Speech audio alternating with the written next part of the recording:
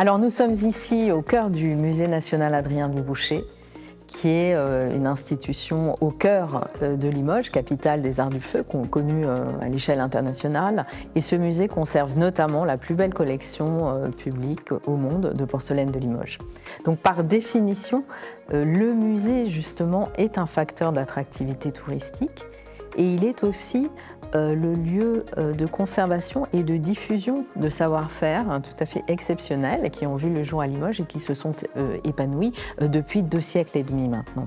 Il s'agit d'un musée et d'un patrimoine qui ne sont pas délocalisables. Et justement, le musée est engagé dans ces démarches puisque précisément, il contribue à diffuser des connaissances, à faire connaître ces métiers qui sont pour certains de véritables métiers d'art, qui font que la porcelaine de Limoges est connue dans le monde entier. Nous travaillons également à l'accueil des publics et ça c'est un point fondamental je crois de cette transition touristique que nous observons aujourd'hui. Alors il faut savoir que le musée est engagé depuis longtemps dans ces démarches, avant même la crise sanitaire. Et celle-ci a évidemment amplifié ce phénomène.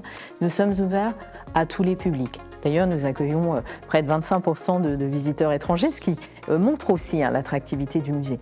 Mais nous sommes ouverts à un très large public. Nous faisons en quelque sorte l'interface entre les artistes, les créateurs, les entreprises dans le domaine de la table, des arts de la table, les entreprises dans le domaine des nouvelles technologies.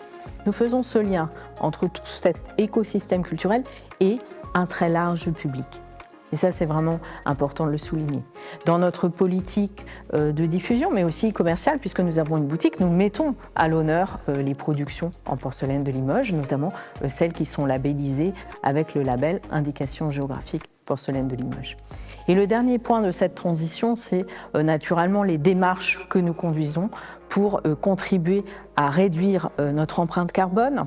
Donc nous travaillons sur l'éclairage, sur le chauffage et d'une façon plus générale sur le bâtiment. Nous avons la chance extraordinaire d'être dans un bâtiment historique, ce qui implique justement de le faire évoluer dans le respect évidemment de ce patrimoine exceptionnel, mais aussi au regard de ce changement climatique qui nous oblige à repenser nos façons de travailler.